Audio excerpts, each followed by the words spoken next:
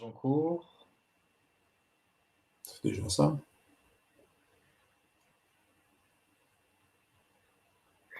Rainer Kruti, bonsoir. Bonsoir. Merci d'être avec nous ce soir. Merci à tous les auditeurs d'être là avec nous sur Bibouda. Ce soir, nous allons parler de la cohérence cardiaque et puis plus largement des mystères du cœur que Rainer nous expliquera en détail. Alors, la cohérence cardiaque a été introduite en France il y a une quinzaine d'années par le professeur David Servan-Schreiber. À l'époque, j'étais journaliste et j'ai collaboré 2 ans avec lui. J'ai fait sa plume. J'ai été très proche de ses recherches et de tout ce qu'il a pu diffuser autour du bien-être et puis des solutions intérieures fortes. Voilà, donc je suis très heureux d'en discuter avec un autre spécialiste, Rainer Kruti, qui est allemand, qui parle évidemment parfaitement français. Il n'y aura pas de problème de compréhension. Alors Rainer, pour commencer, je voulais vous demander, la cohérence cardiaque, c'est quoi? C'est une nouvelle méthode anti-stress? C'est une méthode de plus anti-stress? C'est un yoga, une respiration? C'est rien de plus? C'est beaucoup de choses en fait. On a développé récemment un modèle pour expliquer ce que c'est la cohérence cardiaque. On peut voir ça sur trois niveaux en fait, en quelque sorte. Sur un premier niveau, c'est effectivement une méthode pour gérer son stress.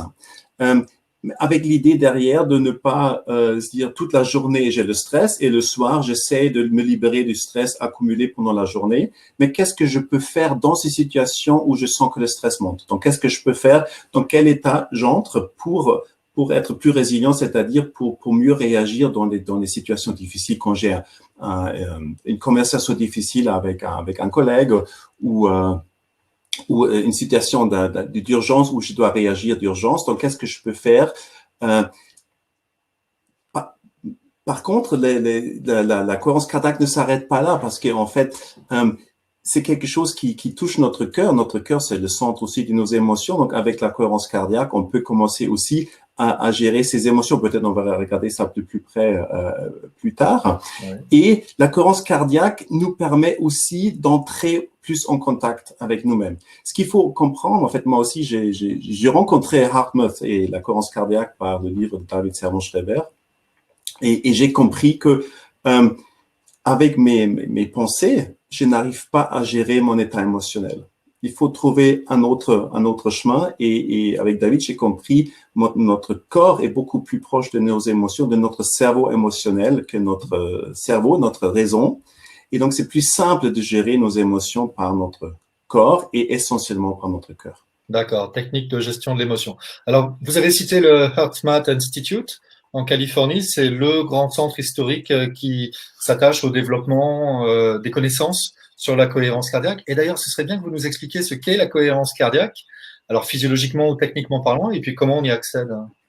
Oui, donc effectivement, en fait, en Californie, au HeartMath Institute, ça fait depuis les années 90 qu'ils ont commencé à, comment dire, à déchiffrer le mystère du cœur, parce que quand on regarde toutes les traditions différentes, on parle toujours du cœur comme lieu de l'être, comme lieu des émotions, et ils voulaient savoir de plus près ce que ça veut dire de tout ça. Et donc, ils ont commencé à faire des recherches, ils ont trouvé le moyen de la variabilité cardiaque. Variabilité cardiaque, qu'est-ce que ça veut dire? À chaque instant, notre cœur est en train d'accélérer et décélérer. Donc, en fait, quand on mesure les intervalles de temps entre 2 battements de cœur, ça varie tout le temps. Et ça n'a rien à voir avec les arythmies, c'est quelque chose de physiologique et de sain. Donc, notre cœur est toujours en train d'accélérer et de décélérer. Donc, si on regarde ça sur un écran, on voit que ça accélère et ça décélère, ça accélère, ça décélère. Donc, ça, c'est ce qu'on appelle la variabilité cardiaque. On a tous la variabilité cardiaque pendant la journée. Même si on dort, on a une variabilité. Donc, on a le cœur qui accélère, le cœur qui décélère. C'est quelque chose d'assez récent. On a trouvé ça dans les années 60. Et je sais, j'ai parlé avec une infirmière assez âgée maintenant qui m'a dit, dans les années 80, elle a encore appris qu'un pouls régulier est un pouls sain. Donc, ça veut dire, on pensait à l'époque que notre cœur doit plutôt battre comme une machine, comme un métronome. Aujourd'hui, on sait, un cœur d'un métronome, c'est quelque chose de très dangereux. Donc là, et les Chinois écrivaient déjà il y a 1700 ans que si le cœur bat aussi régulier que la pluie qui tombe sur le toit, on meurt dans 3-4 jours. Voilà, donc c'est un peu dur, mais ce qu'on sait aujourd'hui, effectivement, les gens qui ont une crise cardiaque, ils n'ont plus de variabilité. C'est-à-dire, quand on mesure l'intervalle entre deux battements de cœur successifs, c'est toujours à peu près le même intervalle. Donc ça, c'est en très bref la variabilité cardiaque. Ouais. Donc, quand on parle de cohérence cardiaque, c'est un schéma dans la variabilité cardiaque. Donc, la variabilité cardiaque est gérée par notre système nerveux autonome. Notre système nerveux autonome, en fait, c'est le système qui gère plus de 90% de notre activité physiologique sans qu'on ait besoin de s'en occuper activement. Donc, même si on dort, on respire, le rein travaille, tout travaille sans qu'on ait besoin d'y penser. Et donc, c'est un peu comme notre système, système opérationnel dans un ordinateur, c'est le système d'exploitation. Voilà. Donc, le système nerveux autonome, c'est un petit peu comme notre système d'exploitation intérieur. Et ce système a deux branches. La branche sympathique qui active quand nous sommes actifs. Et cette branche sympathique est aussi responsable de gérer la réaction de stress comme me battre ou fuir. Et il y a une deuxième branche, c'est la branche parasympathique. Et le parasympathique a comme tâche de nous faire calmer, de nous procurer d'énergie et de gérer en fait la régénération. Et donc, il faut un certain équilibre, pas dans le moment même, mais quand on a beaucoup d'activités sympathiques, il faut, pour équilibrer, pour gagner plus d'énergie, l'activité parasympathique. Et donc, le sympathique et le parasympathique ont aussi une action sur le cœur. Quand je suis dans une situation de stress, les deux branches, le sympathique et le parasympathique, se désynchronisent. Donc, ils ne travaillent plus ensemble. Les deux agissent sur le cœur. Et donc, si je regarde ça sur un écran, j'ai une courbe. Quand le cœur accélère, freine. C'est un petit peu comme la silhouette des Dolomites ou des Alpes. Donc, c'est ce qu'on appelle une variabilité incohérente. Si je suis bien, si je suis en équilibre intérieur, j'ai vraiment une accélération, une décélération régulière. C'est un petit peu comme on est sur une balance. Donc, quand on balance et quand c'est vraiment une sensation agréable, c'est vraiment régulier. Ça va d'un côté, de l'autre côté, d'un côté, de l'autre côté. Et sur l'écran, ça fait vraiment, ça s'approche d'une courbe de sinus. Donc, en fait, c'est ça ce qu'on appelle cohérence cardiaque. C'est une accélération, décélération qui donne plus ou moins une courbe de sinus. C'est un état physiologique particulier dans lequel on est, du moins dans lequel le cœur est lorsque l'on est parfaitement détendu, c'est ça? Quand on est en équilibre intérieur, je dirais, parce que quand on est complètement détendu, c'est encore un autre état. Ce qui est très important, et David l'a vraiment bien souligné dans son livre, un état de cohérence n'est pas un état de relaxation. Parce que la différence entre la cohérence et la relaxation, donc, imaginez après un bon déjeuner, dimanche après-midi, vous êtes sur votre canapé détendu. Et si là, à ce moment-là, on vous demande de faire une tâche difficile, vous n'êtes pas prêt. Il faut d'abord se mettre un petit peu en état pour pouvoir faire quelque chose. Donc ça, c'est un état de relaxation très agréable et très bien. Et ça nous ressource, ça apporte la régénération. Or, on n'est pas capable à agir sur la seconde. Or, la cohérence cardiaque, c'est un état de calme intérieur lié avec une meilleure attention et une vigilance. C'est pour ça, par exemple, il y a des pilotes de combat français qui apprennent la cohérence cardiaque pour, quand ils sont dans leur avion, dans les situations difficiles, de être capables à prendre les bonnes décisions, de garder le calme intérieur et d'avoir une vigilance et la capacité d'avoir vraiment de pouvoir prendre des bonnes décisions, ce qui n'est pas le cas quand vous êtes dimanche après-midi sur votre canapé. Donc, qu'on soit en état actif ou en état de repos, on peut être en état de cohérence cardiaque dans les deux cas. Exact. D'accord. Alors, ça procure quoi cet état de cohérence cardiaque? Donc, d'accord, physiologiquement, on a compris les courbes harmonieuses de battement du cœur, très bien. Et ça fait quoi alors? Donc, il faut savoir que quand on regarde la communication entre le cerveau et le cœur, il y a plus de 90% de la communication qui se fait du cœur vers le cerveau. Il y a aussi les intestins qui communiquent beaucoup. En fait, tout le corps communique des informations vers le cerveau, mais le cœur est l'organe qui communique le plus vers le cerveau. Et les informations que le cœur communique au cerveau, c'est un petit peu, Rowley McCready, c'est le directeur de recherche de l'Institut Dartmouth, il dit c'est un petit peu comme un code de Morse. Et c'est des informations qui arrivent à différents endroits très importants dans le cerveau. Un endroit, c'est l'amygdale. L'amygdale, c'est une partie de notre cerveau émotionnel. Mmh. Et en fait, quand nous sommes dans un état de stress, il y a quelque chose qui fait que l'amygdale interprète la situation comme pas sûre. Ça manque de sécurité. C'est pour ça qu'on est dans une situation, dans un état de trop de vigilance et de stress. Si le cœur, par contre, si on change le schéma dans lequel le cœur bat, donc si on va dans un état de cohérence, oui, l'information de cohérence arrive aussi à l'amygdale. Et cette information est interprétée par l'amygdale comme tout va bien, donc tu es en sécurité. Donc l'amygdale arrête de provoquer la réaction de stress. D'accord. Donc c'est un endroit. Le deuxième endroit, c'est le thalamus. Le thalamus a plein de tâches différentes. Entre autres, il synchronise l'activité du cortex. Le cortex, en fait, c'est ce qui est la partie du cerveau qui le plus chez l'humain, qui fait qu'on peut réfléchir, qu'on peut aussi penser vers l'avenir, qu'on peut aussi penser vers notre propre histoire. Et en fait, le thalamus synchronise l'activité du cortex. Et le thalamus est mis sous stress et donc dans une incapacité de faire cette synchronisation quand il reçoit l'incohérence comme information par le cœur. D'accord. Par contre, quand on entre dans un état de cohérence cardiaque, la cohérence cardiaque est envoyée au thalamus et du coup, le thalamus est en mesure de vraiment gérer là-haut. En fait, qu'est-ce qui se passe dans une situation de stress? Je pense que tout le monde connaît ça. Qu'est-ce qui se passe avec notre capacité de bien réfléchir? Vous vous souvenez la dernière fois quand vous êtes sous stress? Oui, bien sûr. Qu'est-ce qui se passe avec votre capacité de bien réfléchir? Elle est bigrement affaiblie. Tout à fait, hein, on entre dans une espèce de tunnel et c'est très sain au point de vue de l'évolution parce que quand vous êtes en face d'un animal dangereux, il n'est pas question de réfléchir qu'est-ce que c'est comme animal, est-ce que c'est un mâle ou femelle, il faut agir tout de suite. Si je commence à réfléchir, je suis mort. Donc c'est pour ça, toute cette énergie qui est bloquée dans le cortex, elle n'est pas nécessaire dans une situation de stress, vu point de vue de l'évolution.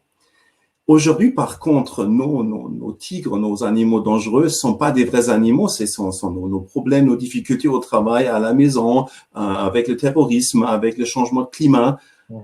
Et là, il faut par contre avoir accès à toute cette capacité-là. C'est pourquoi la cohérence cardiaque est tellement importante aujourd'hui encore plus qu'il y a 15 ans, 20 ans, 30 ans quand elle était découverte. D'accord. D'accord, donc un état de communication cœur-cerveau vraiment optimal, un état de bien-être. Exact. Confiance, on est rassuré vis-à-vis des peurs du monde. Bon, c'est déjà des bénéfices certains.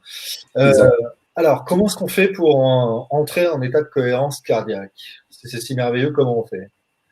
Donc, il y a plusieurs chemins. Donc, le chemin le plus connu, je dirais, c'est la respiration guidée. Donc, quand j'inspire plus profondément et surtout plus lentement que d'actuel, qu'est-ce qui se passe dans une situation de stress?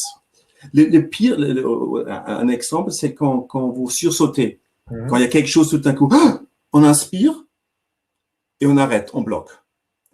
En inspirant, on bloque l'activité dans le système nerveux autonome et donc, pour entrer dans une cohérence cardiaque, il faut justement faire le contraire. Donc, surtout expirer profondément et surtout lentement, et après aussi inspirer, expirer, inspirer d'une façon très régulière. Pour la plupart des personnes, c'est inspirer 5 secondes, expirer 5 secondes. Ça, c'est un chemin. D'accord. Ça nous mène dans quelque chose qu'on appelle cohérence physiologique, parce qu'elle se passe purement sur un niveau physiologique. En respirant tout simplement, régulièrement, pendant 5 Exact. Ok.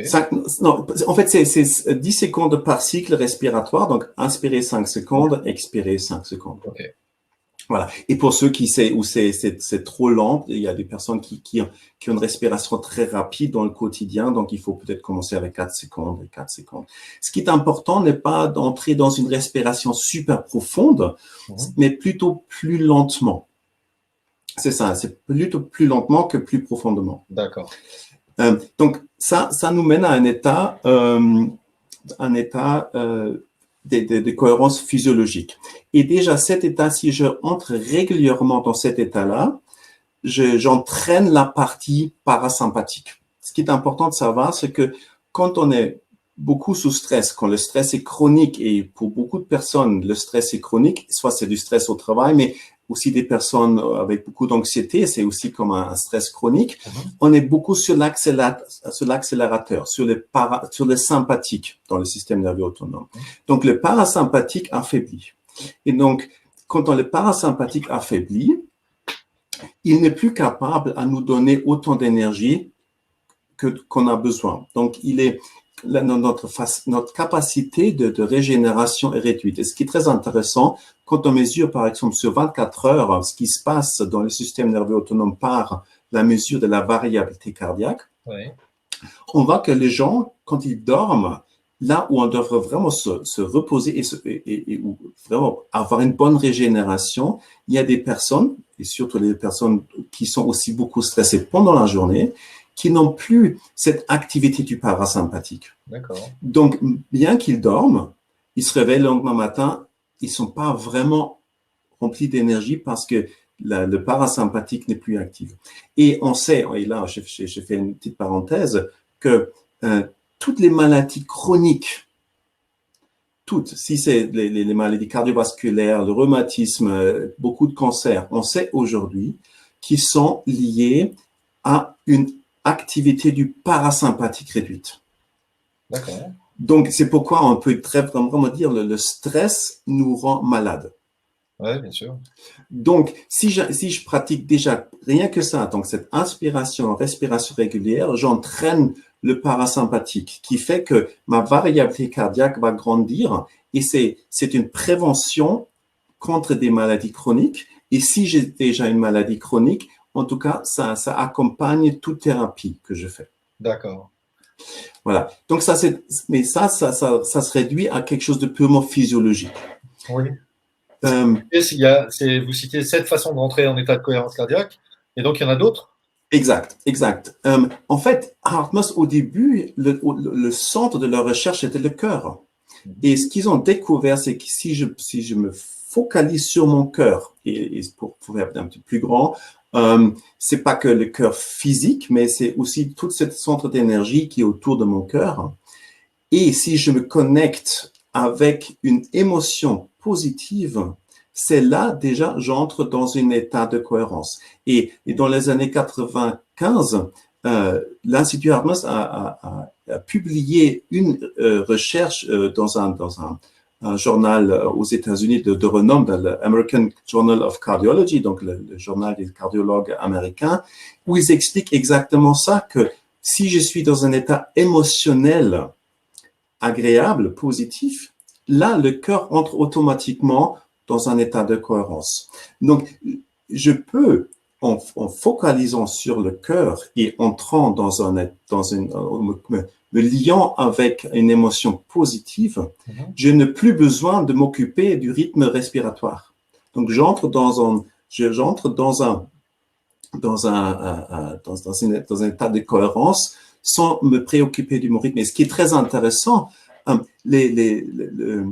fait, le rythme qu'on dit inspirer 5 secondes, expirer 5 secondes, pourquoi ça? Ça vient aussi d'une étude qui était faite à l'Institut HeartMath, qu'ils ont fait faire des personnes leur technique de cohérence cardiaque, c'est-à-dire focaliser sur le cœur, imaginer qu'on inspire et expire par le cœur et se connectant avec une émotion positive. Et du coup, là, ils ont détecté que la plupart des personnes ont du coup automatiquement un rythme respiratoire de 10 secondes par cycle respiratoire. Juste en se concentrant sur une émotion positive, c'est ça? Et se connectant et focalisant sur le cœur. D'accord. Une, Donc l'idée, pardon. pardon, une émotion positive, c'est quoi? Je pense à mes enfants, à ma femme, je pense à mon père, je pense à quelque chose qui me rend heureux, c'est ça? Tout à fait. Bien que quand on parle de pensée, en fait, penser reste quelque chose dans le cerveau. Oui. Et ce qu'on veut, c'est avoir un changement dans le corps, un changement physiologique. Et donc, quand on regarde qu'est-ce qui influence notre pensée, souvent, c'est nos sentiments qui influencent nos pensées, ce qu'on sent, ce qu'on ressent. Et quand on parle de ressenti, qu'est-ce qu'on ressent, par exemple, quand on a un sentiment de joie ou un sentiment d'anxiété? Qu'est-ce qu'on sent? Qu'est-ce qu'on ressent? On ressent ce qui se passe dans le corps. Parce que quand on est, par exemple, dans un état de peur, c'est le cœur qui bat plus vite, on a une respiration plus brève, plus courte, on se crispe. Donc, tout ça se passe dans le corps. Mais ce qu'on ressent, c'est quelque chose de très désagréable. Donc, en fait, penser à quelque chose est une aide, mais il faut pas arrêter à la pensée. Il faut vraiment, quand on pense à ses enfants ou à un partenaire ou ses parents, c'est qu'est-ce que je ressens quand je pense à ces personnes. Et c'est ça qui est important. Je me souviens d'une conversation que j'avais eue avec David Farman-Schreiber sur ça, et il me disait qu'ils avaient observé, alors je ne sais pas si c'était le Heart Institute, mais peut-être qu'ils avaient observé que les grandes prières, les grandes récitations, les grandes psalmodies induisent l'état de cohérence cardiaque. Le fait de réciter une prière, alors je ne sais plus s'il avait lié ça au rythme respiratoire du fait de dire ainsi de suite, ça prend 5 et donc 5, ou alors c'est ce que vous dites, c'est l'état dans lequel ça vous met, pensez à votre Dieu, ça ouvre le cœur littéralement. Donc, en tout cas, ce que je sais, c'est quand on récite, et c'est ce qu'on appelle le hexamètre en allemand, je sais pas si on dit la même chose en français, c'est effectivement, même quand on chante, hein, quand on chante, on a une expiration régulière et plus longue. Donc, tout ça, déjà en rythmant notre façon de respirer, ça apporte un certain degré de cohérence cardiaque. Si ensuite, ma prière est quelque chose comment dire, avec la gratitude, par exemple. Souvent, quand on est dans une prière, on a une prière de gratitude. Et si je ressens cette gratitude envers Dieu, envers l'univers ou envers quoi les personnes pensent, là, je rajoute en fait cet aspect émotionnel. C'est ça. D'accord. Ok, donc un état, effectivement, un état de cohérence cardiaque permet d'entrer dans un état d'intériorité, enfin de se retourner vers soi-même, de s'ouvrir à son cœur. Et évidemment, je crois avoir lu qu'effectivement, donc on sait que l'intestin a des neurones, quasiment c'est Tout à tout fait. le cerveau, mais il y a aussi Tout à des fait. neurones dans le cœur, comme vous disiez au début de l'entretien, le cœur communique avec le cerveau par un chemin neuronal et aussi par un chemin hormonal, puisque le cœur sécrète l'ocytocine, qui est l'hormone du bonheur, du lien, de Exact. l'amour. Et donc, on peut se dire, enfin, vous me corrigerez peut-être, qu'en travaillant sur sa cohérence cardiaque, on va améliorer ses relations avec les autres, avec son entourage, ses rapports humains. Mais tout à fait. En fait, comment dire, combien de fois par jour des personnes pensent que là, dans cette situation, j'aurais préféré réagir autrement. Oui. Donc, on n'est très souvent pas la personne qu'on aimerait être. Parce qu'on a peur de dire ça, parce qu'on a peur de perdre notre nom, on a peur de ce que vont penser les gens, ou on se sent pas en sécurité, donc j'ose pas le dire, j'ose pas faire ça. Donc, combien de fois ça arrive par jour? Si on regarde de très près, très, très souvent. Donc, très souvent, nous ne sommes pas les personnes qu'on aimerait être. Avec la cohérence cardiaque qui nous permet d'apprendre à mieux gérer nos émotions, à nous sentir dans un état de sécurité indépendamment de ce qui se passe à l'extérieur. Et ça, je crois, c'est très important. Il y a quelque chose qui se passe à l'extérieur. Après, il y a mon interprétation. Et ensuite, c'est une réaction de stress ou non.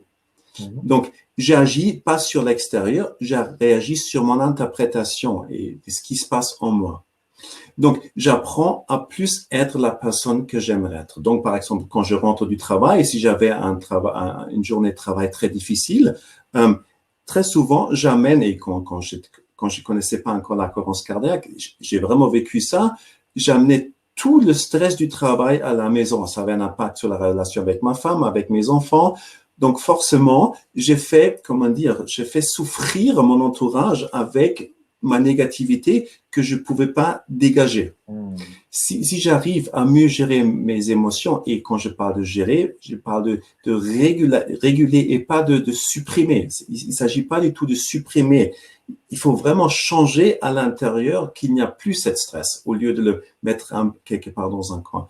Du coup, ça a un impact sur mon environnement, ça a un impact sur mes relations. Donc, la cohérence cardiaque nous permet vraiment à être la personne qu'on aimerait être. Et c'est pourquoi je trouve cette notion de se connecter à son propre cœur si important, parce que, comment dire, on est pratiquement toute la journée orienté vers l'extérieur. Oui. Si donc pour la cohérence cardiaque, j'utilise encore juste un écran et je suis avec ma respiration, j'ai encore le focus vers l'extérieur. Donc, ce qu'on apprend en entrant sur soi, en mettant son focus sur son propre cœur, on se reconnecte avec soi-même. Et très souvent, et moi j'ai beaucoup vécu ça, j'étais complètement coupé ici, donc j'avais plus de ressenti, j'avais plus de mindfulness, je sais pas trop la pleine conscience, le terme pleine conscience, je trouve ça, bref, en tout cas, j'avais plus vraiment conscience de ce qui s'est passé dans mon corps, donc je n'avais plus toutes ces informations super nécessaires que mon corps me donne parce que j'avais coupé quelque sorte ici. Et en me connectant à mon cœur, je suis en quelque sorte plus entré en contact avec moi-même. Bien sûr. Bien sûr, et on est vraiment dans les mystères du cœur et en contact évidemment avec les autres parce que je crois avoir lu quelque part que la cohérence cardiaque se développe même en vétérinaire, en médecine vétérinaire et avec les animaux. Le simple fait de se mettre soi-même en cohérence cardiaque et d'avoir son chien, son chat avec soi va faire que l'animal aussi va rentrer lui-même aussi en cohérence cardiaque. Donc, exact. C'est pour voilà, faire une petite image sur le côté un peu immatériel et un peu mystérieux de ce qui se passe quand on se connecte à son propre cœur. On se met à connecter à d'autres cœurs aussi. Vous avez... Tout à fait. Oui. Oui, tout à fait. Il y a des études là-dessus. En fait, ce qu'il faut comprendre, c'est que, en fait, notre cœur bat parce que il y a l'électricité qui fluide dans, voilà, je manque du terme français, je suis désolé. En tout cas, chaque contraction est animée par un effet électrique. Oui. Et donc, quand il y a des pulsations électriques régulières, il y a un champ électromagnétique qui se crée. C'est de la physique pure. Et en fait, ce qu'on dit, et là, il y a plein d'études là-dessus, c'est ce champ électromagnétique on peut mesurer actuellement avec des systèmes, des magnétomètres qui permet à mesurer l'intensité des champs électromagnétiques à 2-3 mètres de distance de son corps. Donc, ça veut dire ce qu'on peut mesurer, hein, parce que je dis pas que ça s'arrête là, mais on peut mesurer. Donc, c'est comme un torus autour du corps. Mm-hmm. Et en fait, c'est ce champ électromagnétique est comme onde transporteuse. Qu'est-ce que ça veut dire? Si vous branchez votre radio sur une certaine fréquence, c'est-à-dire 95,3, ça, ce sont des ondes qui sont des ondes porteuses. Et là-dessus, sur ces ondes, on peut mettre la musique, on peut mettre des nouvelles, et donc c'est l'information qui arrive dans votre radio. Et donc les champs électromagnétiques du cœur et aussi ça permet aussi à transporter ce qui se passe en nous. Soit l'incohérence, la colère, l'anxiété, soit un état positif, la gratitude, la compassion, l'appréciation. Et c'est exactement ce que ressentent aussi les animaux. Et ça, je dirais, ça, c'est la communication la plus authentique, la plus vraie, parce que c'est vraiment notre cœur qui communique. C'est un cœur à cœur. Oui. Et du coup, même si je fais attention comment dire, si je vais pas bien, je fais attention de pas trop le montrer, inconsciemment, les autres personnes se rendent compte. Donc, je suis toujours en train d'informer mon environnement et quand je suis beaucoup dans un état négatif, je dirais, je suis peut-être aussi en train de polluer mon environnement. Bien sûr. Bien sûr. Pour revenir sur ce que vous disiez sur la façon d'entrer en état de cohérence cardiaque, donc par la mécanique respiratoire 5-5 ou bien par l'état de pensée. Mais si je suis en situation de stress, si je suis en situation de conflit, si je suis en situation d'autorité subie avec mon chef, avec quelqu'un qui me marche sur les pieds dans le métro, comment je fais pour entrer en état de cohérence cardiaque dans la situation dans laquelle j'ai le besoin? Donc, on a une technique très simple qui s'appelle la respiration, la cohérence, non, heart focus breathing. Donc, la respiration centrée sur le cœur. Donc, en fait, je vais avec mon attention dans la région du cœur et j'imagine d'inspirer et d'expirer par le cœur. Si je fais ça la première fois, bien sûr, il est plus simple de fermer les yeux et me concentrer complètement là-dessus. Avec un peu d'entraînement, je peux faire ça les yeux ouverts. Là, par exemple, je fais la respiration cardio-centrée et je continue à parler, être présent avec vous. Et donc, c'est ça ce qui est merveilleux et qui comment dire, qui est un atout de la cohérence cardiaque, surtout de la méthode HeartMath avec le focus sur le cœur, que je peux l'appliquer dans n'importe quelle situation, partout.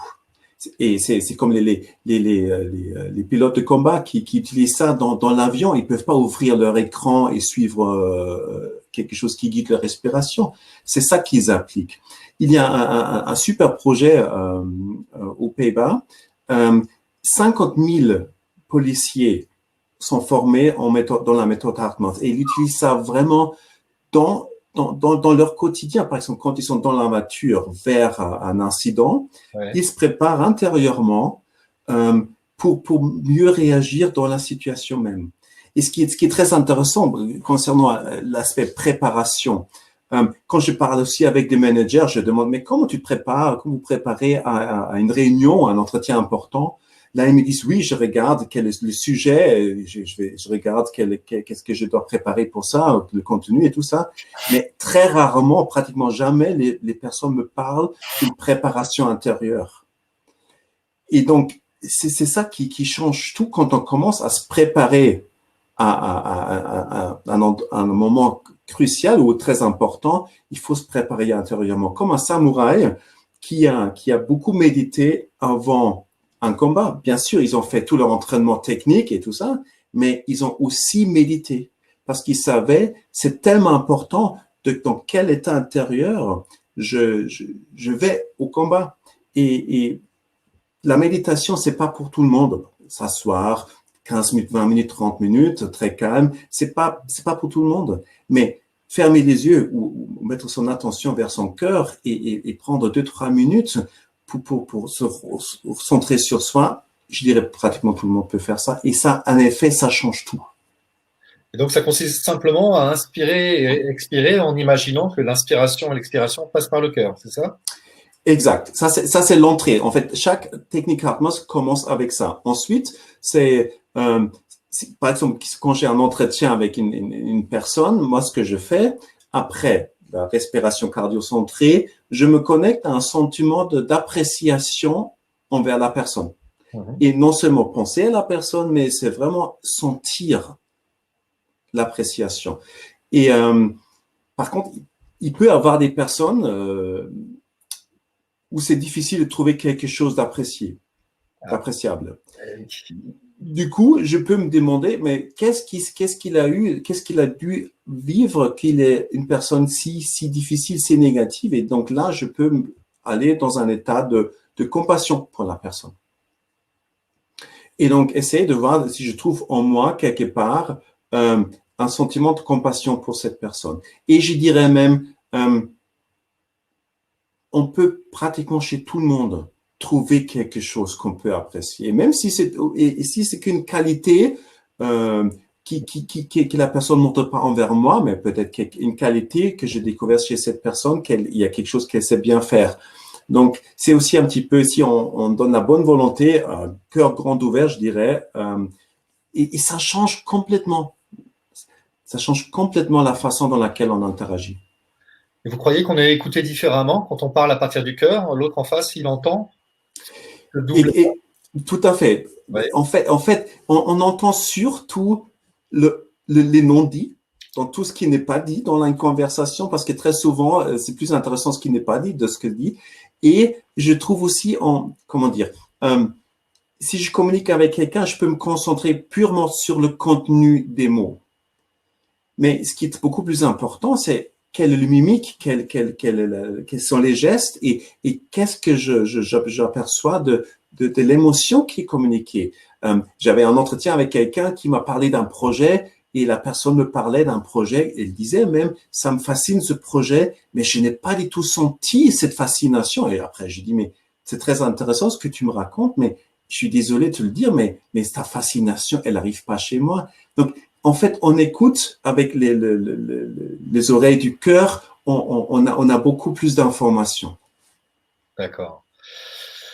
On parlait tout à l'heure de David Sarvan-Schreiber et de sa façon de voir avec les prières, la récitation, la psalmodie. Vous parlez de gratitude, vous parlez de sagesse du cœur. On est vraiment à la frontière aussi, on pourrait se dire, de sujets liés à la spiritualité, liés à un état d'être qui soit un peu supra-humain, quoi, puisque vous venez de dire que c'est pas vraiment, on n'écoute plus de la même façon, on ne réagit plus de la même façon, on ne se concentre plus sur les mêmes choses.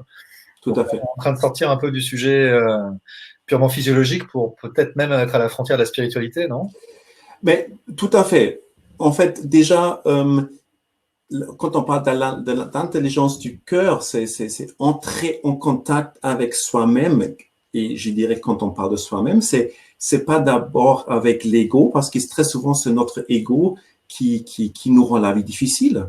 C'est notre ego qui a peur, c'est notre ego qui reçoit une insécurité, c'est notre ego qui a envie de se montrer et qui ne veut pas perdre face. Mais si on se connecte à son cœur, on entre de plus en plus en contact avec le vrai moi-je.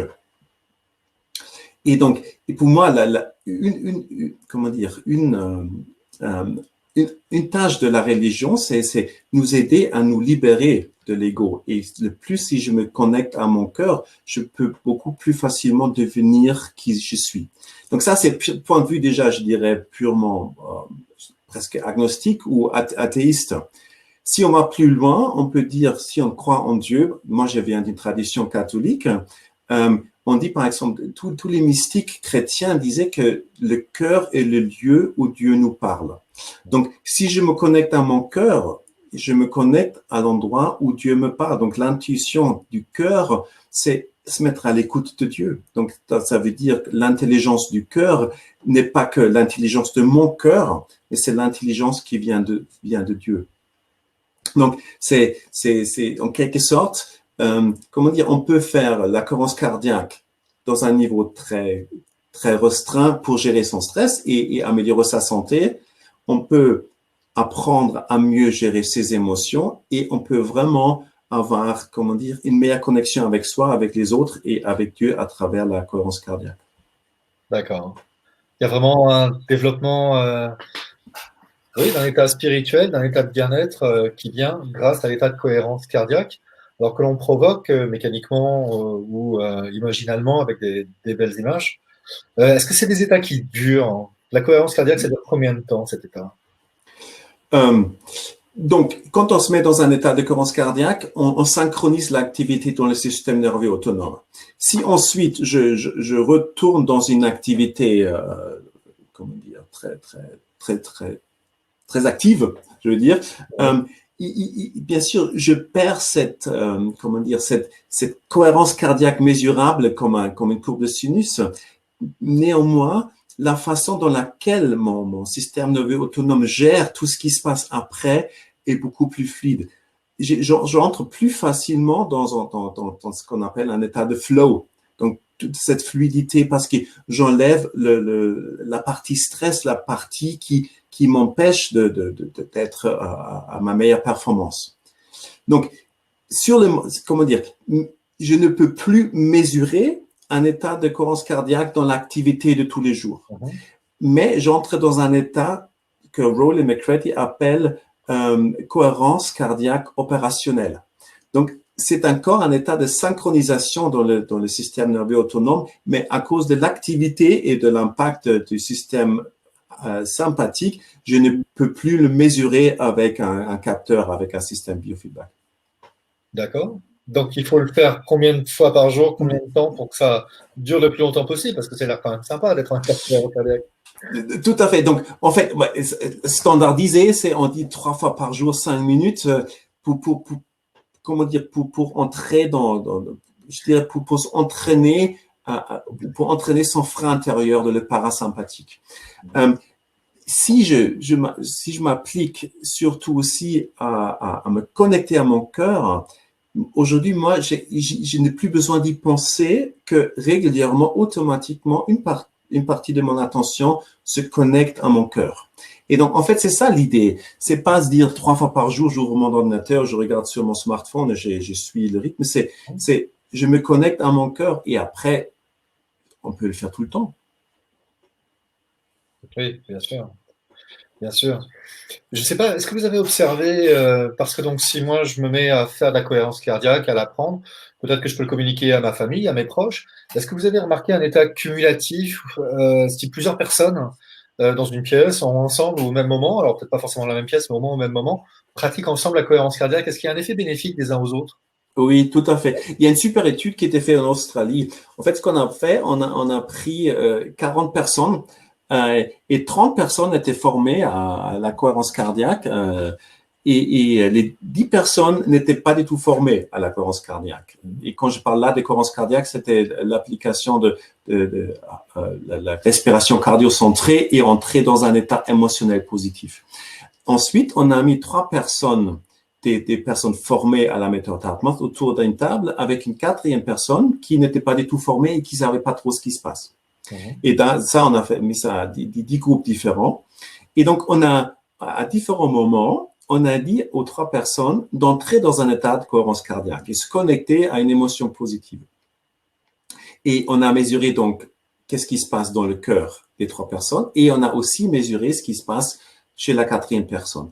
Et quand les 3 sont entrés dans un état de cohérence cardiaque, la 4e personne est entrée plus dans un état, vers un état de cohérence cardiaque. Donc, elle n'était pas dans le même état, mais il y avait quand même un effet d'entraînement. Donc, les 3 ont entraîné la 4e personne dans cet état de cohérence cardiaque et qui s'explique à nouveau par le champ électromagnétique du cœur. D'accord, ah ouais, formidable quand même comme effet. Oui. Oui, tout à fait. La moitié de l'humanité qui pratiquera la cohérence cardiaque, ça convertira l'autre moitié et voilà, on sera sauvé. Mais en fait, ce qui est très intéressant, quand on regarde l'évolution aussi dans la recherche de Hartmouth, au début, on parlait beaucoup de cohérence personnelle.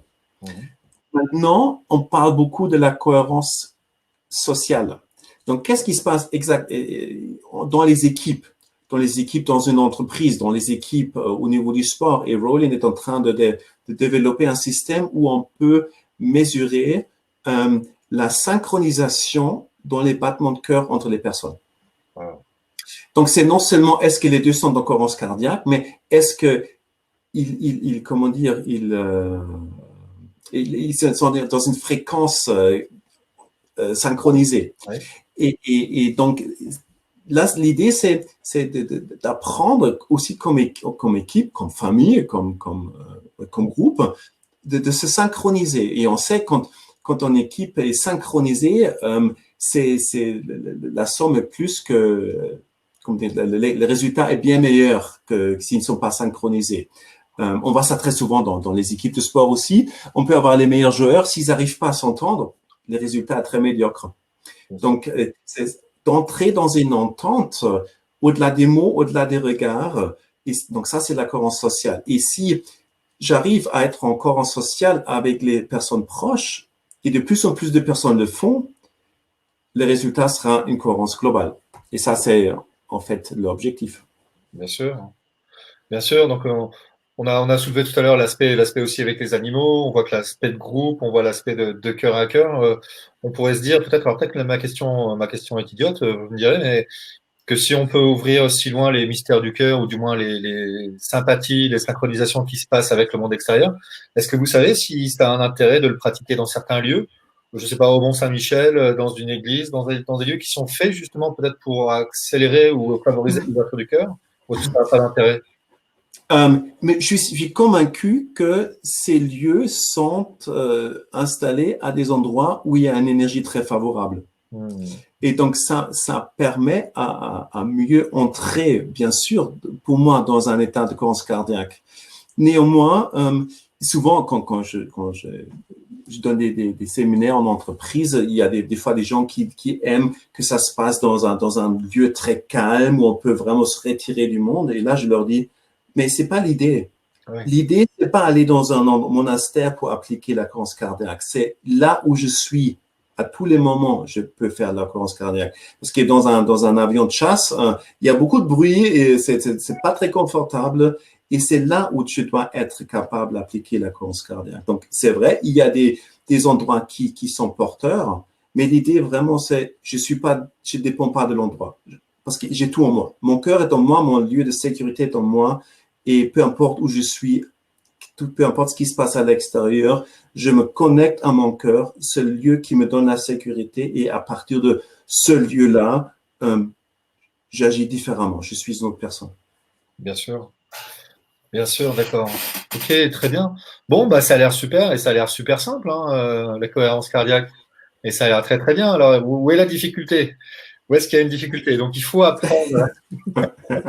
Ah, oui, la difficulté. La difficulté, c'est il faut y penser. Oui, Il faut y penser. Il faut le faire. Il faut commencer. Et la deuxième difficulté, c'est toujours se demander est-ce que je fais ça bien, est-ce que c'est correct ce que je fais, mais est-ce que les autres font meilleur, et chez moi ça marche pas. Donc tout ça, c'est une difficulté, mais c'est une difficulté pour plein de méthodes. Et en fait, ce qui est très intéressant quand Hartmut a commencé avec les recherches, ils ont détecté qu'il y a des différents états de cohérence cardiaque. Ils ont fait ça dans leur laboratoire, avec des gros écrans, avec des gros ordinateurs. Et donc, ils ont appris aux gens de la respiration cardio-centrée, à se connecter à des émotions. Et après, les gens ont pratiqué, sont revenus au laboratoire. Ils ont dit, mais à la maison, on aimerait bien aussi voir si on arrive à bien entrer dans cet état de cohérence cardiaque. Et du coup, ça fait tilt. Ils ont commencé à développer donc des systèmes biofeedback qui permettent effectivement à donner un retour. Est-ce que ce que je fais me fait entrer dans un état de cohérence cardiaque. Et ce qui est très intéressant, quand on parle avec des gens qui méditent, qui utilisent maintenant nos systèmes de biofeedback, qui disent des fois, mais il y a des moments où je ne sais pas ce que je fais, mais je pense pas que je suis vraiment médité parce que j'étais vraiment dans l'incohérence totale.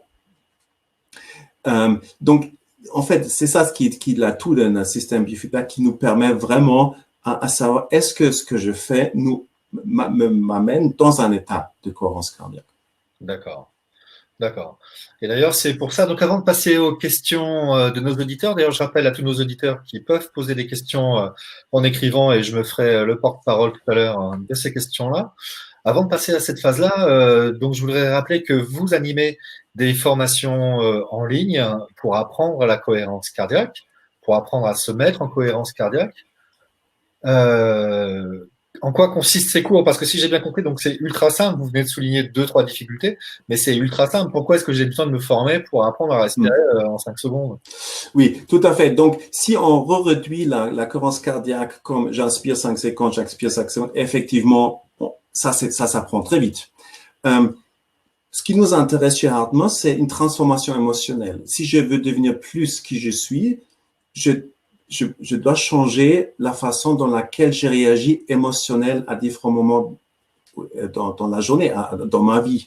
Donc, la première étape, et c'est pour ça que quand David Servan-Schreiber, ce qui m'a fait tilt quand j'ai lu son livre, c'est par lui en fait que j'ai connu donc Hartmut, il dit dans son livre que la cohérence cardiaque, la méthode Hartmut, est la meilleure façon pour améliorer son intelligence émotionnelle.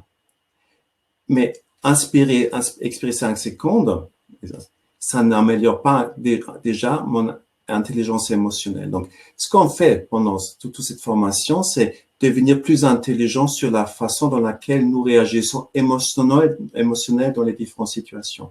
De comprendre que beaucoup de mes réactions sont des réactions que j'ai appris parce que comme enfant, j'ai observé chez quelqu'un qu'on réagit dans certaines situations d'une certaine façon.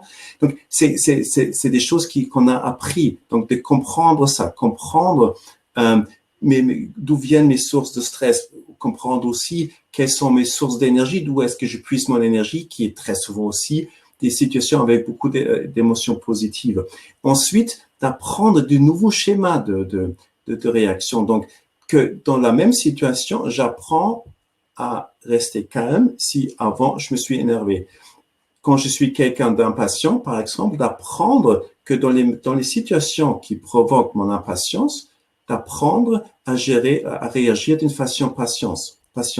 Donc ça, c'est la deuxième partie. Donc, on apprend qu'est-ce que je peux faire dans une situation de stress. Comment je peux réagir adéquatement dans une situation de stress. Ensuite, comment je peux réduire mes situations de stress parce que je travaille sur moi et non à l'extérieur. Et la troisième partie, comment je peux me connecter à moi-même, comment je peux développer la compassion pour moi-même, comment je peux me pardonner, entrer en contact avec moi-même pour devenir beaucoup plus la personne qui je suis vraiment et pas la personne qui est souvent assez déformée par les réactions de mon ego. D'accord. Et ça, on l'apprend en combien de temps? Ça dure combien de temps? Donc, c'est sur 6 semaines. Donc, chaque semaine, il y a de l'enseignement, il y a du contenu, il y a des exercices. On apprend à travailler, donc, comment je m'observe, comment j'observe mon état émotionnel avec des moyens assez simples, mais qu'il faut quand même comprendre. Après, on apprend des techniques de la méthode HeartMath. Et après, chaque semaine, il y a des exercices pour approfondir et pour intégrer ça dans le quotidien. Donc, en fait, j'accompagne les personnes qui participent à cette formation vraiment dans cette phase de transformation émotionnelle et d'intégrer les différentes techniques dans leur quotidien. D'accord, Reina. Ok, parfait. Bien, je vous propose que maintenant nous passions aux questions de nos auditeurs. Avec plaisir. Allons-y. Alors, effectivement, le bien-être profond, je le trouve dans le yoga et le bouddhisme, ensemble, car ils s'occupent du corps physique et de l'esprit en même temps. La question finit pas comme ça, mais on pourrait se demander, voilà, qu'est-ce que la cohérence cardiaque peut apporter de plus ou d'autres qu'elle apporte déjà des traditions qui sont déjà penchées sur le problème. Oui, tout à fait. Bon, je ne peux rarement faire du yoga quand je suis dans un entretien avec un collègue, par exemple. Et je peux pas vraiment faire une méditation quand je suis en communication avec quelqu'un. Donc, ce qu'on apporte en plus à ces méthodes-là, c'est effectivement la capacité comment dire, d'être capable à réagir, à gérer dans la situation même mon émotion. Donc, la gestion des émotions dans une situation. Les policiers néerlandais, ils peuvent pas dans la voiture faire du yoga ou méditer, mais ils peuvent se préparer intérieurement par cette méthode-là. Donc, pour moi, c'est vraiment un plus. C'est pas remplacer le yoga, c'est pas remplacer les pratiques bouddhistes, mais c'est un plus. Et ce qui est très intéressant, on a beaucoup de contacts avec des personnes qui font la méditation dans la pleine conscience, ou qui en fait, qui est inspirée par le bouddhisme, et qui sont très heureux d'utiliser aussi nos systèmes de biofeedback, parce que comme ça, ils peuvent aussi voir, est-ce que quand je pense d'être dans un état de pleine conscience, est-ce que je suis vraiment dans cet état-là ou est-ce que finalement je suis ailleurs avec mes pensées? Très bien. Question pratique de Christiane. La cohérence cardiaque a-t-elle une efficacité certaine sur la qualité du sommeil? Certes. Non, c'est sûr. Il y a des études là-dessus qui montrent qu'est-ce qui se passe quand on a un problème de sommeil. Très souvent, on a du mal à s'endormir parce que c'est trop agité, ou on s'endort, mais après on se réveille la nuit et on cogite beaucoup. Donc, rien que ça, la cohérence cardiaque permet à réduire tout ça, et en se concentrant sur son cœur, on quitte aussi un petit peu ce qui se passe dans le cerveau. On a fait une étude avec une entreprise en Allemagne et en fait, le premier effet qui s'est montré, déjà au bout de 2 semaines de pratique régulière, c'est un sommeil amélioré. Aussi bien la latence, donc moins de temps pour s'endormir, et aussi les temps de réveil la nuit étaient plus courts. Et ce qu'on sait aussi, c'est non seulement agir sur la façon laquelle on dort, mais aussi en fait, la qualité du sommeil. Donc, est-ce qu'on régénère vraiment quand on dort? Voilà, c'est ça. Très bien. Une question de Jamila. Comment passer d'une incohérence à la cohérence cardiaque, d'une extrême colère au calme total? Oui, d'accord. Bon, extrême colère ou calme total, peut-être il y a déjà un chemin. Qu'est-ce qui se passe? Quand je suis dans une colère totale, il faut comprendre que je suis très rarement tout de suite dans un état de colère totale. Antonio Damasio, un chercheur en neurosciences, parle de marqueurs somatiques. Donc, où et quand dans mon corps je commence à sentir que la réaction de colère démarre. Chez moi, c'est dans le ventre. Comment je sens que ça commence à agir dans mon ventre, c'est là où je dois prendre une décision. Est-ce que je veux réguler ou est-ce que je veux laisser aller? C'est comme dans un TGV, quand le TGV démarre, au début, il faut des freins pas trop forts pour le faire arrêter, le TGV. Mais si le TGV est à 300 km/h, il faut des super freins pour le ralentir. Donc, la première chose, c'est se connaître. Justement, on parlait de connaître ses réactions émotionnelles. Ensuite, c'est prendre la décision de non, je ne veux pas aller dans cet état de colère et j'appuie sur le frein. Ensuite, il faut avoir un frein performant. Et le frein intérieur, c'est notre système parasympathique. Et le système parasympathique, je l'entraîne en faisant régulièrement la cohérence cardiaque. D'accord. Nous avons plusieurs questions sur des pathologies cardiaques. Donc, Rainer n'est pas médecin, n'est pas cardiologue et de toute manière, on ne fait pas de télémédecine. Je ne sais pas si vous pouvez répondre concrètement, mais plus largement, on pourrait se dire, y a-t-il des états dans lesquels il ne faut pas pratiquer la cohérence cardiaque en raison d'une faiblesse cardiaque, d'une cardiopathie quelconque, arythmie cardiaque, tout ce que l'on veut? Y a-t-il des contre-indications à la cohérence cardiaque? Donc, on respire.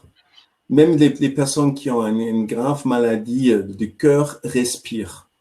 Donc, respirer un petit peu moins vite qu'on fait actuellement et un petit peu plus régulièrement, à mon sens, il n'y a aucun danger.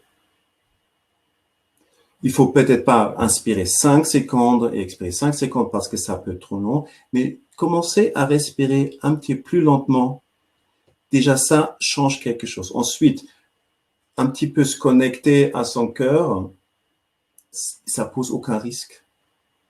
C'est comme est-ce que si je prie, est-ce que c'est un risque? Pas un risque physiologique. Pour moi, je vois pas de risque. Si on ne force pas, toujours important, ne forcez pas, surtout pas forcer l'inspiration et l'expiration.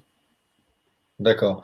Et de la part de l'Institut HearthMath, ils n'ont pas donné de consigne, de contre-indication particulière dans le cas du cœur, non? Non, non. Et on sait, en fait, qu'est-ce qui se passe, par exemple, les personnes qui ont des arythmies. Les arythmies, ça veut dire j'ai perdu le rythme. Et très souvent, quand vous demandez à votre médecin, il ne sait pas pourquoi vous avez des arythmies. C'est comme très souvent les médecins ne savent pas pourquoi vous avez hypertension. Mais quelque chose met le système en hypertension. Et très souvent, c'est une réaction de stress. Donc, il y a des études qui montrent clairement que en pratiquant régulièrement la cohérence cardiaque, ça réduit l'hypertension, ça peut réduire les arythmies, pas chez tout le monde, ça dépend toujours d'où viennent les arythmies, mais en inspirant, en expirant régulièrement, on redonne un rythme. Et je travaille étroitement avec un médecin qui a déjà fait aussi un webinaire avec Bibouda, Bertrand Alachat, qui a une vision très intégrale de l'être humain.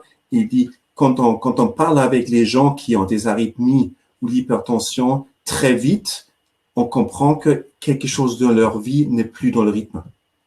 Donc, l'arythmie est juste un signe de quelque chose qui n'est plus dans le rythme. Et avec la cohérence cardiaque, on peut redonner le rythme. Parfait.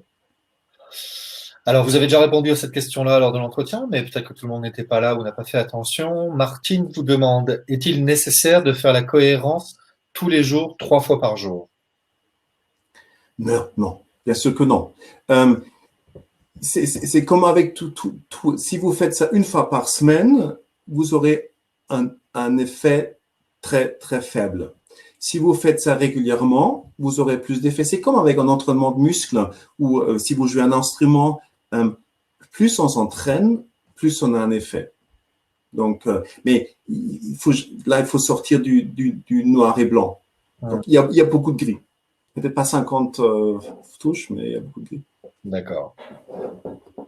Chérie vous demande, peut-on appliquer la cohérence aux enfants et surtout quand ils sont en colère ou trop? Oui, tout à fait. Comment dire, je pense qu'il faut leur apprendre à faire la cohérence cardiaque en dehors des situations où ils sont en colère. Après, il faut leur apprendre qu'ils ont le droit aussi d'avoir la colère, avoir le droit d'être triste et apprendre à nommer leur état émotionnel. Donc, de pouvoir dire, là, je suis en colère, là, je suis triste.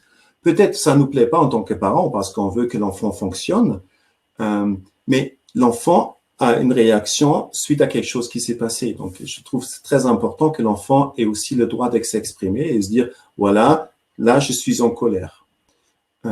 Ensuite, on peut demander à l'enfant, mais est-ce que tu veux te connecter à ton cœur? Et les enfants sont super attentifs à ça, de se connecter à son cœur. Donc là, bien sûr, on peut les faire respirer sur le smartphone, ils aiment bien toutes les applications, mais ils sont très sensibles à cette connexion au cœur et aussi entrer dans un état émotionnel. Les enfants sont beaucoup plus souples encore, beaucoup plus flexibles. Mais je trouve important, c'est que ça soit pas, comment dire, pour nous les parents, un moyen que notre enfant ne se met plus en colère. Parce que pour l'enfant, sur la situation même, il a une raison d'être en colère. Peut-être on voit ça autrement. Mais... D'accord, très bien. Oui, donc oui, vous confirmez, c'est une bonne question qui ouvre sur une autre. On peut apprendre la cohérence cardiaque aux enfants. Tout à fait. Tout à fait. Je trouve ça très important de commencer très tôt. Et là encore, c'est surtout leur apprendre à se connecter à leurs émotions et apprendre à nommer. C'est très intéressant quand on fait des séminaires et après on fait quelque chose qu'on appelle paysage émotionnel et je demande aux gens des différentes émotions, mais il y a très peu de mots qui viennent. On a activement, là si vous pensez à toutes les émotions, activement, on n'a pas beaucoup de mots pour exprimer ce qu'on ressent. On dit, on est stressé, comment tu vas? Ça va, bof. Qu'est-ce que ça veut dire, bof? Bof peut dire plein de choses. Donc, apprendre à être plus précis sur son vécu émotionnel. Et il y a des études qui sont menées à Harvard University qui montrent quand je commence déjà à nommer vraiment ce que je ressens, je commence à réguler mon émotion. Donc, il faut apprendre aux enfants d'exprimer leurs émotions, qu'ils ont le droit, mais aussi de faire comprendre que ton émotion, tu vas pas toujours polluer tout l'environnement avec ton émotion, mais tu apprends aussi à gérer, mais pas à supprimer. Ça, ce qui est très important. Parfait. Oula, une question très précise. Nathalie a été plus attentive que moi parce que je ne me souviens pas que vous l'ayez dit. Mais bon. Nathalie vous demande, bonsoir, vous avez parlé de 5 entrées possibles dans l'état de cohérence. Quelles sont les 3 autres? Donc la respiration et les émotions, ça je me souviens. Mais vous avez parlé de 3 autres? Si j'ai dit 5, je suis désolé. Il y a essentiellement 2 choses. Donc là, c'est par la respiration qu'on appelle donc cohérence physiologique. Et quand je rentre dans ma attention vers mon cœur et je me connecte à une émotion positive, c'est quelque chose qu'on appelle la cohérence psychophysiologique. Parce que mon émotion, donc en fait, c'est corps, cœur et émotion sont en harmonie. Or, si je fais de la respiration et avec un peu d'entraînement, je peux penser à quelque chose de négatif et rester dans un état mesurable de cohérence parce que je respire. Mais ça, c'est pas une cohérence psychophysiologique parce que mes émotions ne sont pas alignées. D'accord. Donc, il y a ces deux moyens. En fait. Ces 2 moyens, ouais. Très bien. Alors, Françoise vous demande, peut-on maigrir en pratiquant la cohérence cardiaque? La réponse va intéresser beaucoup de gens. Ce qui est étonnant, quand on regarde il y a une vidéo sur le projet à la police néerlandaise. Il y a une jeune femme qui parle et qui dit qu'elle a maigri sans changer son alimentation, sans avoir fait plus de sport, juste parce qu'elle a pratiqué la cohérence cardiaque. Ce que je pense, c'est que la question souvent, c'est pourquoi on a grossi et quel rôle joue l'émotion, joue nos émotions dans la façon de manger. Donc, très souvent, on compense par la nourriture, un manque d'émotions positives. Si j'apprends comment je peux être plus souvent dans un état émotionnel positif, j'ai moins besoin de compenser par la nourriture. Et au fur et à mesure, Très bien. Une très jolie question d'Evelyne. La cohérence cardiaque, est-ce être connecté et ancré, être dans l'authenticité et la compassion, demeurer amour et permettre le lien à l'univers? Est-ce que c'est une bonne définition de la cohérence cardiaque? waouh, super. C'est joli, hein? J'aime beaucoup, j'aime beaucoup. D'accord. Rien de plus à rajouter? Pas vraiment. Pas vraiment. Ok. Euh, Ninon vous demande, on est un peu hors sujet, mais pourquoi pas, connaissez-vous la méthode typique, technique d'intégration des émotions? J'ai entendu parler, mais je ne connais pas en détail, non. D'accord, d'accord. Patricia vous demande, est-ce que vous proposez également des séminaires en présentiel? C'est-à-dire, est-ce que vous organisez physiquement? On peut vous rencontrer et apprendre avec vous dans des séminaires. Pas encore. En France, pas encore. En Allemagne, oui, mais en France, pas encore. Mais on y travaille. D'accord. Salima vous demande, on revient dans le physique et la santé, mais pourquoi pas? Salima vous demande, bonsoir. Peut-on appliquer cette méthode en milieu hospitalier? Je travaille dans un service de cardiologie. Merci. Oui. Donc, en fait, quand on regarde qui sont les personnes formées par la cohérence cardiaque pour travailler avec d'autres personnes, donc des professionnels, c'est les professionnels de la santé qui sont le plus grand nombre. Aux États-Unis, il y a, je crois, 900 hôpitaux où on a formé les infirmières, des médecins à la cohérence cardiaque parce que c'est quelque chose que peut très bien accompagner chaque autre traitement. Donc, c'est vraiment un atout, un plus à plein de thérapies différentes. Et en Allemagne, c'est pareil. Je forme des thérapeutes, je forme des médecins, des psychothérapeutes, des physiothérapeutes, des ostéopathes. Et ils utilisent ça comme quelque chose de supplémentaire. Comment dire? Pour guérir, si on a une vision plus globale de la guérison et non seulement par la chimie, mais aussi par vraiment une vraie guérison, il faut que le corps est capable à réguler ce qui se passe. Donc, si je fais une intervention thérapeutique, il faut que le corps puisse traduire cette intervention en un résultat. Et pour ça, il faut un système nerveux autonome qui fonctionne vraiment très bien. Le stress chronique affaiblit la capacité de bien fonctionner du système nerveux autonome. Donc, la capacité d'autorégulation est améliorée avec la cohérence cardiaque. Donc, ensuite, les autres thérapies ont plus d'effet. Très bien. Très bonne question concrète aussi de Patricia. Comment accéder à cet outil de vérification de l'efficacité de notre exercice? Ces outils de biofeedback dont vous parliez, comment est-ce que je peux savoir quand je suis effectivement entré en état de cohérence cardiaque? Oui, donc effectivement, il y a des systèmes biofeedback. Hartmut a développé maintenant assez récemment des capteurs qui se branchent sur le smartphone. Et chez Bibuda, il y a un magasin en ligne de Bibuda. Et là, on trouve nos capteurs qui s'appellent Inner Balance. Donc comment? C'est quoi? Vous pouvez en dire plus? Oui, en fait, c'est Ah, vous l'avez là? Oui, j'en ai un, bien sûr.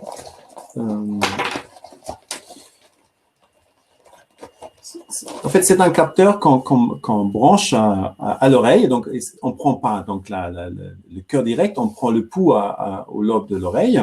Et après, c'est branché au smartphone. Et là, en fait, le smartphone calcule donc en mesurant les différents pouls, calcule l'état de cohérence et reflète en fait dans l'écran du smartphone le niveau de cohérence avec un nombre. Donc, et après, on va à l'évolution, on va à la courbe de la cohérence cardiaque. Est-ce que c'est très harmonieux, très stable ou est-ce que c'est très chaotique? Et est-ce que j'entre bien dans un niveau de cohérence ou pas? D'accord. Il n'y a pas d'autre moyen que avec ce truc-là pour savoir si je suis effectivement en état de cohérence cardiaque, si je suis dans le métro, dans le bus? Non? Mais il faut quelque part mesurer le pouls. Il faut prendre le pouls et le lobe de l'oreille, c'est avéré comme le plus stable. Et il y a maintenant des applications où on met juste le doigt sur le téléphone, sur le flash du téléphone, mais c'est pas très stable. Donc, si je loupe quelques battements de cœur, ce que je mesure n'a pas de qualité. Donc, il faut une certaine qualité. Mais bon, aujourd'hui, entre l'écouteur et quelque chose là, ça ne se voit pas vraiment. D'accord. D'accord. Ah, voilà. Tierno Paul vous demande la cohérence cardiaque peut-elle aider les sportifs? Ah oui, il y a une interview sur YouTube d'un monsieur qui s'appelle Ken Way. Et Ken Way est coach et psychologue de l'équipe de Leicester City. Leicester City, c'est une équipe de foot en Angleterre qui, en 2015-2016, ont gagné la Coupe d'Angleterre. Et c'est vraiment une petite équipe. Pas une grande équipe comme en France PSG, mais c'est vraiment pas une équipe de renom. Ouais. Et lui, il a travaillé avec les joueurs et il a utilisé la cohérence cardiaque parce qu'encore une fois, c'est comme le samouraï qui se prépare intérieurement. Avec la cohérence cardiaque, je me prépare intérieurement. Et si j'applique ça avec toute une équipe, et on repense au champ électromagnétique du cœur, il y a une communication à l'invisible qui se passe. Donc, ça peut aussi bien marcher sur des équipes ou sur un joueur qui fait un sport comme le tennis, où là déjà la cohérence cardiaque permet que le système nerveux autonome gère au mieux ce qu'il faut que je fasse. D'accord. Un sportif peut dire qu'il peut améliorer ses performances, améliorer son endurance ou son explosivité grâce à la cohérence cardiaque? Tout à fait. Oui. Aussi, en fait, le track avant une compétition, déjà, on peut réduire ça. Parce qu'on dit toujours, la décision est faite dans la tête, dans le mental, mais le mental sans le cœur, sans le corps, c'est rien. Donc, ce que la cohérence cardiaque apporte, c'est que le système cœur et cerveau marchent le mieux ensemble. Et une chose très importante aussi, c'est que ce que cherchent aujourd'hui tous les sportifs de haut niveau, c'est comment je peux régénérer au mieux. Et pour ça, il faut une partie parasympathique super performant. Et avec la cohérence cardiaque, encore, j'entraîne le parasympathique qui après permet à régénérer au mieux. D'accord. Question au formateur qui est Rainer. Anne-Sylvie vous demande, y a-t-il une formation diplômante ou certifiante? On y travaille. Ah, donc pas encore, mais c'est à venir. Oui, voilà, c'est ça. D'accord. Une question de Geneviève sur un rapport possible entre la cohérence cardiaque et la fibromyalgie. Vous connaissez la fibromyalgie? Un peu. En tout cas, tous les études actuelles que j'ai lues sur tout ce qui sont les maladies chroniques, les maladies auto-immunitaires, il y a toujours un lien avec une variabilité réduite.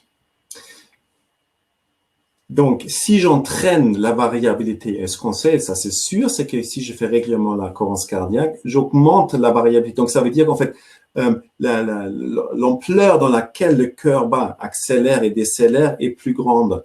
Plus que c'est grand, mieux c'est. Donc, avec la cohérence cardiaque, j'entraîne l'ampleur et surtout, encore une fois, j'entraîne mon système parasympathique. Et tout ce qui est inflammation, on sait, quand il y a un haut niveau d'inflammation, très souvent, le parasympathique est réduit. Donc, je renforce le parasympathique et ça travaille contre les inflammations. Rhumatisme, c'est pareil. C'est clair que il faut renforcer le parasympathique.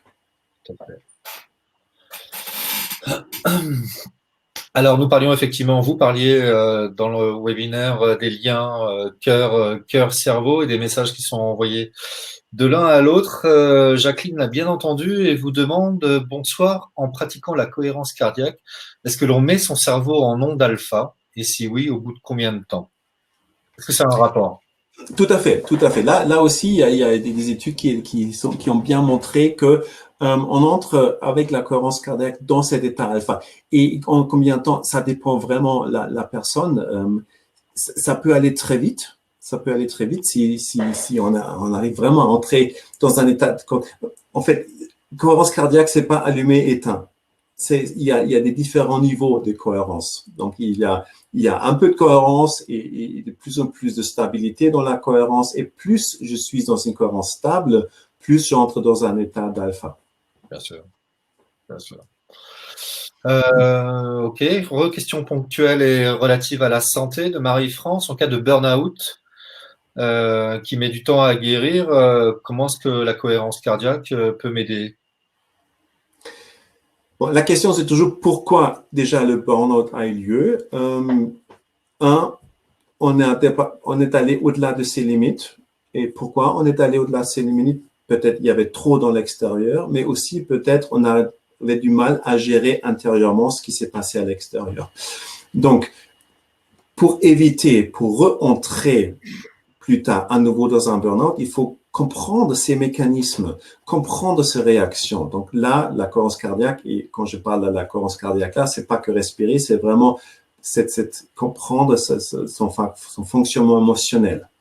Ça c'est une chose. La deuxième chose, stress chronique qui mène vers le burn-out, c'est trop de sympathique, pas assez de parasympathique, et à un moment, le sympathique marche plus non plus. Donc, avec la cohérence cardiaque, on entraîne son parasympathique qui, du coup, nous permet à mieux régénérer, à retrouver plus facilement l'énergie et au fur et à mesure, donc, de renforcer notre système nerveux autonome. Donc, c'est très important de le faire dès le départ, accompagné d'autres méthodes pour sortir du burn-out et surtout après, apprendre à mieux à gérer ses réactions émotionnelles. Alors, Annie est très intéressée par la cohérence cardiaque et le webinaire de ce soir. Elle souhaiterait l'apprendre, mais ne peut pas s'inscrire à ce cycle-là de formation. Donc, la question est, à quel rythme est-ce que vous ouvrez des cycles de formation à la cohérence cardiaque? Mais sur Bibouda, c'est accessible tout le temps. Tout le temps. Oui. Oui, il n'y a pas de cycle, il n'y a pas là et 6 semaines. Donc en fait, c'est programmé, vous démarrez et après, vous faites ça à votre rythme. L'idée, c'est faire ça en 6-7 semaines, mais vous pouvez démarrer à chaque instant. D'accord, très bien. Bon, nous avons plein de questions sur la santé, mais c'est beaucoup trop précis. Enfin, on va pas tous les faire. On a du diabète de type 2, on a du taux de sucre, je prends des bêta-bloquants. Est-ce que je peux faire la cohérence cardiaque? Donc, à nouveau, une bonne fois pour toutes, il n'y a pas de contre-indication à la cohérence cardiaque, quel que soit son état de santé. Peut-être rajouter, pour tout ce qui est diabète, j'ai une amie là, c'est diabète type 1 et elle vit un énorme stress de toujours savoir est-ce que son taux d'insuline est bien. Donc déjà, pour réduire ce taux de stress, c'est bien d'apprendre à gérer ses émotions. Deuxièmement, on sait que sous stress, sous stress, c'est cortisol. Cortisol fait que plus de sucre est mis à disposition dans mon sang parce que la préparation à une réaction de stress, c'est soit je me bats, soit je fuis. Donc, c'est très physique. Or, aujourd'hui, on n'a plus cette activité physique. Néanmoins, tout le sucre est mis à disposition dans le sang. Donc, réduire le taux de cortisol qui vient du stress a un impact toujours positif au diabète. D'accord. Très bien, Rainer. Eh ben, écoutez, merci beaucoup pour cet entretien qui a passé. Voilà, on a passé 1h20 ensemble. Ça a été très, très dense, très riche, très utile pour les gens. Tant mieux. Moi, j'ai beaucoup appris à nouveau, même si j'en avais entendu parler avec David il y a quelques années. Ouais. Très, très bonne qualité. Ouais, Bien, donc, rappelons que les gens, toutes les personnes intéressées par la cohérence cardiaque peuvent vous retrouver sur Bibouda et sur les formations que vous proposez. Tout à fait. Parfait. Merci beaucoup, Rainer. Bonne soirée. Avec plaisir. Bonne soirée. Au revoir. Au revoir.